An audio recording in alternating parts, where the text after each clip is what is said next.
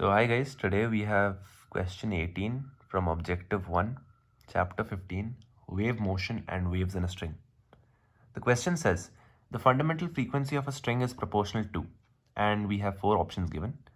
Now we know f is equal to nv by 2l, where n is equal to 1 since we are considering fundamental frequency, and v is equal to root of t by mu.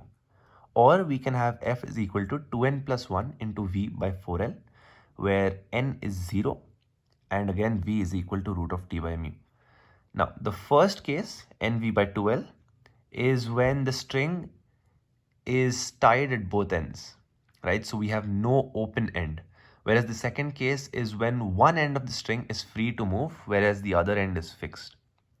Any which ways, we are considering fundamental frequencies. So we'll have v by 2l in one case and v by 4l in the other. So our proportionalities won't be getting affected. And v is nothing but tension in the string divided by the mass per unit length of the string whole square root. Now clearly, we have the frequency of all kinds and hence even the fundamental frequency proportional to 1 by L, that is proportional to inverse of the length of the string. Hence option A is correct. As far as the other 3 options are concerned, we can see that C is incorrect since it's proportional to the square root of tension and not just the tension. And as far as option B and D are concerned, we can substitute the value of mass per unit length as m by L. We can write mass as density into volume, and we can write density into volume as density into area of cross section into length.